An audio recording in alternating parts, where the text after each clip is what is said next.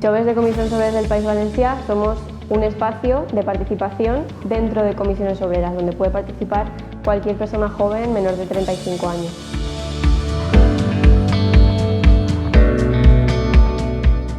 Sobre todo nos formamos en sindicalismo y derechos laborales, también llevamos a cabo campañas, las diseñamos y las llevamos a cabo y, por ejemplo, damos charlas en centros educativos para acercar el sindicato a las personas jóvenes.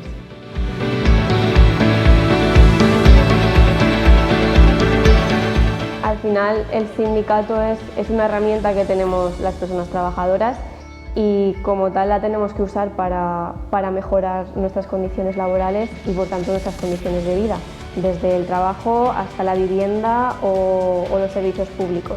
Y para todo eso pues tenemos el sindicato y la organización.